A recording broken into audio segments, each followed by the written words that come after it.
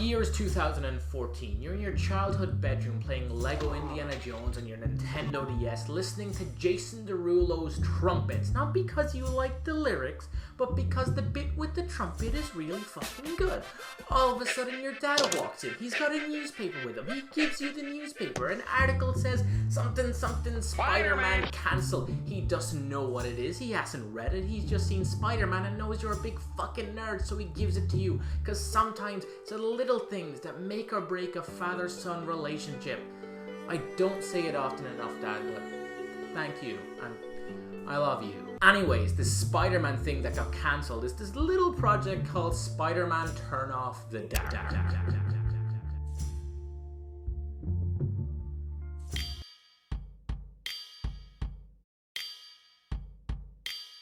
Now, for the people who don't know, after Sam Raimi's first Spider-Man movie in 2001, Spider-Man was everywhere. Like, you could not escape the webhead if you tried.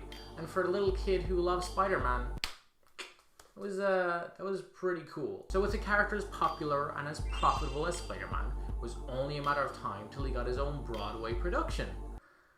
Which sounds kinda silly to say out loud, but cheesy dialogue, over-the-top characters, men in spandex. If you're going to adapt any character into a Broadway musical, Spider-Man is probably your best bet. And anything can be anything if it's adapted correctly. And the people initially involved in the Spidey musical were pretty well versed in the world of musicals and adaptations. Firstly, you had Julie Taymor directing. She adapted The Lion King to theatre and had great success. You had Tony Adams, a well-respected theatre and film producer. You had Bono and the Edge of U2, who were challenging Andrew Lloyd Webber or giving him some competition because, you know, he's a well-respected... I can't even say it without laughing. Yeah, let's give Andrew Lloyd Webber some competition. Yeah, that'll work out well for you guys. He's produced a bunch of super successful productions and you guys have...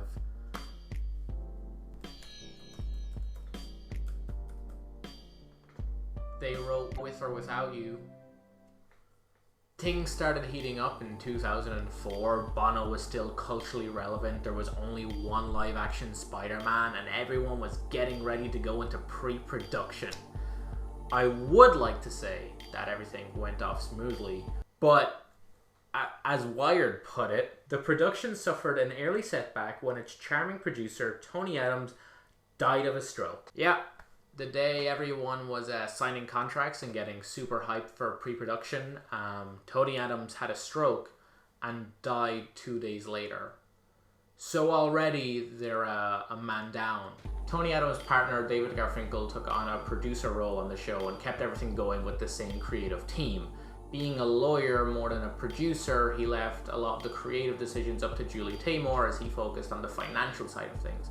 After all, she had created the Lion King adaptation, so she would have been well versed in adaptations and very creative, and everyone had a lot of trust in her. The more I looked into this, her being left alone to her own devices, the more this seemed to be people putting all the blame on her. When she eventually left or was fired from the production, she sued the producers. She's explained multiple times since that before they ever started rehearsals on the show, her co-written book for the musical had to be approved by all parties involved. So everyone had read it and everyone had agreed that it was top notch, it was worthy to like start rehearsals or whatever. So people can't act like they didn't know what was going on and like, you know, the story choices and character choices came out of nowhere. I'll get into specifics later. I just thought I'd mention it. I thought it was important.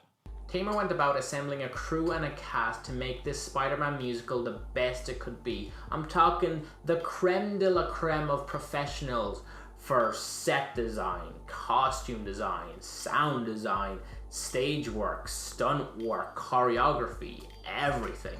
Absolutely everything. She worked as close as she could with Bono and The Edge to make the music like on point, on par with everything else. But as production on the show dragged on, the two members of one of the most popular bands in the world had to go be members of the most popular band in the world. You know, they had other music to make, they had tours to do, book deals. Bono had to like buy more red tinted glasses. So by 2009, this thing is still in pre-production with an estimated budget of $52 million, with 2.2 million of those dollars being put just into like the flying parts, because obviously it's a Spider-Man musical. He shoots webs, he has aerial fights, several of which would be with the Green Goblin, who at one point was going to be played by Alan Cumming. Yes, Alan Cumming, the icon himself. Due to scheduling issues and him not wanting to be a part of the production anymore, he eventually left and was on The Good Wife. When talking about the show, he said, "My God, that was a lucky escape. Jesus Christ, talk about dodging a bullet." To be fair, he's not wrong. You know, obviously things weren't too sour between him and Tamor, as they later went on to work on a film adaptation of The Tempest together, so all's well that ends well. A standard Broadway production cost anywhere between $5 and $15 million. The most expensive at the time was Shrek the Musical at around $25 million. So Spider-Man Turn Off the Dark, with its $52 million of a budget and $25 million already in debt, I'm so amazed that no one involved in the project was like, "Nah, nope, not worth it. We should really stop all of this." To which someone else said, "Cease production while we look for more investors." No, I mean like shut it down, like full stop. Like no. Okay, we don't hear you loud and clear. We hire Michael Call to find more investors, right? Apparently, the original plan was to try and bring down production costs as much as possible and make some story changes for things that weren't quite working. And there's a lot of different claims surrounding how things went down. Glenn Berger, or Berger, not quite sure how to say that name, the co-author of Spider-Man Turn Off the Dark, says that everyone was on board to make these changes except Tamor, that she was stuck with her vision and she would not compromise for anything. Whereas she says she was willing to make changes, but nobody really had any changes to put forward. Michael Call had previously worked with U2 on organizing tours and that kind of thing, and so he was burdened with the task of finding the finances for this uncompromisable vision for Spider-Man Turn Off the Dark. A lot of the money came from a lad called Jeremiah J. Harris, who used to be a big boy at Live Nation, and both of them became producers on the show. Now, if you're thinking, there's too many cooks in this kitchen, it's too much, and you're right, they all agreed. They got rid of Julie Taymor and replaced her with 5 other people, because as they say, replace one with 5, everything's fine. I feel like now is as good a time as any to explain the plot of Spider-Man Turn Off the Dark. There's 2 main versions of the plot. You know, there's a lot of little tweaks and changes along the way, but it's generally agreed that there's 2 versions of this play, both of which involve the legend of Arachne. You know, the greatest seamstress of ancient Greece who challenged Athena herself to a sewing competition, and when she won, Athena got all pissy and was really mean to her, so mean that Arachne ended up killing herself. And then when she felt super bad that this woman had killed herself, she turned Arachne into the world's first spider. So obviously, that's something you want to include in the story of Peter Parker. We open up Peter Parker's being a big fucking nerd, doing some book report on the legend of Arachne, and he does it so well that everyone ends up having to do a written essay on the legend of Arachne. So Flash Thompson and his mates beat the shit out of Peter. He walks home all sad, has a conversation with MJ, who's dating Flash Thompson in this version. They both go to their respective homes, have disagreements with their respective parental figures, and sing a duet about growing up and becoming more. The next day they have to go to Norman Osborn's science lab of science for a school trip, and yeah, he's doing genetic science shit for the government, and his best experiment yet is a super spider, and lo and behold, it's missing, and where does it show up again? Biting Peter Parker. So he goes home all dizzy and gets spider powers. He gets the Sam Raimi spider powers, so he has organic web shooters, you know, that whole thing. And in his dream, he's visited by Arachne, who's all like, "Oh shit, Now I'm not the only spider-powered freak, bro. So Peter uses his powers for his own benefit. Not for bad, but for his own benefit. And when Flash Thompson's car is stolen, he does nothing. But Uncle Ben does, and gets himself shot. So of course Peter gets all sad, and he goes home, and he has another dream where Arachne's like, you should use your powers for good, and gives him a super suit. For every heart that bleeds will color your world red, and the sorrow in the night will be the blue that you cannot shed. That's the line she says while she's making his suit. So yeah, I think that's something. From here, the two versions deviate. In the OG cut, Norman Osborn is pressured by the government to make his science shit work, so he experiments on himself. His wife dies and he becomes a Green Goblin, and he blames it all on the government and scientists, and goes about doing bad shit until Spider-Man has to fight him on the Chrysler building, and he ends up supposedly dead. So Peter and MJ essentially follow the plot of Spider-Man 2, except instead of Dr. Octopus, he fights the Lizard and Kraven the Hunter and Electro, Carnage and Swarm and Swiss Miss. So then Peter pulls a Spider-Man no more so he can be with MJ, and Arachne is super pissed because she thought they were going to be Spider Bros together forever, but I guess not. So she bullies J. Jonah Jameson into saying that New York needs Spider-Man, but Spider-Man doesn't care because he's making out with MJ or whatever the fuck they're doing. So then she gets all the previous villains together to all fight Spider-Man at the same time, but he thwarts them, and then it turns out, surprise, surprise, Arachne is the twist villain, and oh, she's got MJ, and Peter better go to save MJ, and she's all like, oh, you gotta be with me, fucking Peter, because we're spider people, but I'm gonna kill the woman you love if you're not with me. And then she learns a lesson because Peter will do anything for MJ because he loves MJ, and she realizes her humanity and lets them both go, but because she realizes her humanity, she becomes human again, and plot goes on and on. There's so much in this. Ascends to heaven by the same piece of thread she used to take her own life. That's what it said in the Wikipedia article. And I got some... Wikipedia is actually pretty good. I'll be honest. I don't know why teachers taught us for years that Wikipedia was bad. Anyways, as you can tell, there's a lot going on. A lot of audience members left the preview shows confused. But in the second version, they obviously cleaned it up and made it better, right? Right? Norman Osborn becomes a Green Goblin. His wife dies, but this time he experiments on former employees to create 6 villains. Kraven the Hunter, Swarm, Carnage, the Lizard, Electro, Swiss Miss Still? Essentially, most of Arachne's plot points were given to the Green Goblin. The threatening Spider-Man, the bullying J. Jonah Jameson, the collecting the villains, all of that was given to him. Meanwhile, Peter and MJ still are on the Spider-Man 2 storyline. They keep that mostly the same. The movie ends, though, with a big climatic fight between the Green Goblin and Peter Parker on the Chrysler building, where Peter attempts to, get to his humanity and be like, oh, don't be a villain, but it doesn't work, and he ends up dying.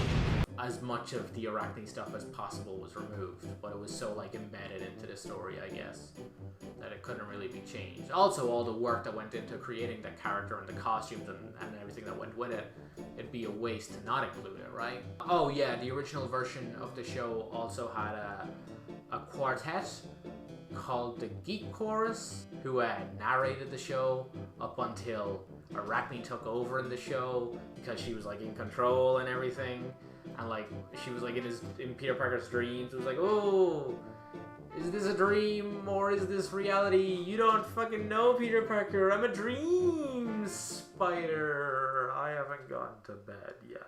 In the 2014 article my dad handed me, it said that without the Arachne stuff, the show was boring. How do you make people singing and dancing and flying through the air boring? How do you make a Spider-Man musical boring? It's Spider-Man. That's one of the easiest things to get right. It's so easy. How do you fail at that?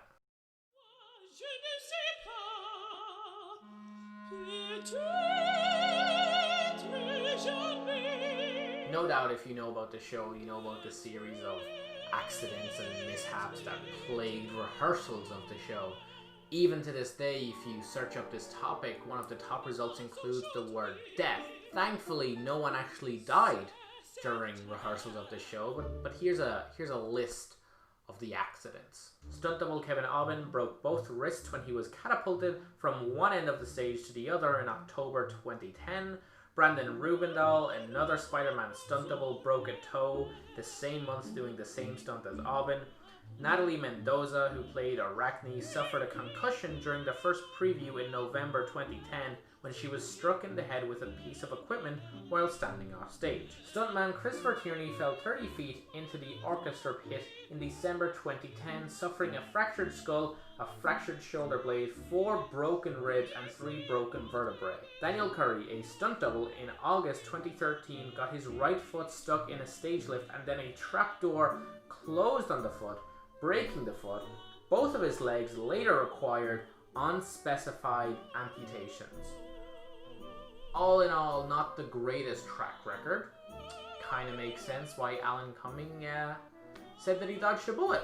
I like to point out that during the production of the show, Marvel was bought by Disney, a company known for milking anything and everything for all that it's worth, the masters of adapting properties into theater shows, and they washed their hands of this. They put no money into the project, and at least to public knowledge made no attempts to course correct production. In the end, after everything it'd been through, Spider-Man Turn Off the Dark left Broadway in 2014, supposedly being moved to Las Vegas, with Michael Cole saying, "We'll work on improving everything. It could be anything. It's a blank piece of paper." There were no shows in Vegas, and later in July 2014, when Michael Cole said, "Yeah, we're looking for places in Europe. We're gonna put the thing in Europe in 2016." I don't think anyone really believed that. I don't think this show was put together as a cheap ploy to cash in on the Spider-Man IP, because if it was, they could have done anything. They could have made anything. It's fucking Spider-Man. You can slap Spider-Man's name on anything, and there's a fan base out there willing to give it a shot. This musical was given a shot. It opened to monumental Broadway numbers, but mixed reviews, a bad image, and a god-awful title kind of sunk the ship before it ever left port. Is that a good analogy? I think that's a pretty good analogy, yeah. The show was expensive to create. The show was expensive to put on. Due to all the custom-made rigs and everything for that particular theater, it was next to impossible to move the show to a different venue. In order for this thing to turn a profit, it would have to be selling out every showing of the musical for a good 5 years. The people initially involved in this project seem to have a lot of passion for the character and the story and the medium they wanted to tell it in. They wanted to have a Spider-Man experience unique to theater, a theater experience unique to Spider-Man. It just didn't come together the way it was meant to, which is unfortunate, but these things happen. But if there's any silver lining to be taken from this, it's that when Bono and The Edge were kind of less than passionate in the later part of this project, one of the many producers on the show, a guy called Alex the Kid, brought on this little indie band to punch up some songs and write some new music to get like passion back into the project. But their demos were too good for the show. They deserved a record deal of their own, and so Alex the Kid signed this group to his label. So, if you want to thank Spider-Man Into the Dark for anything, for giving the world anything, you thank it for giving us Imagine Dragons.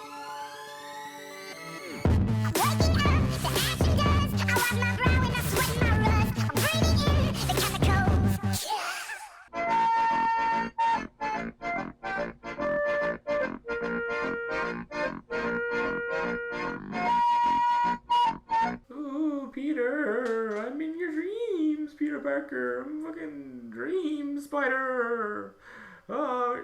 What's a dream and what's reality? Oh.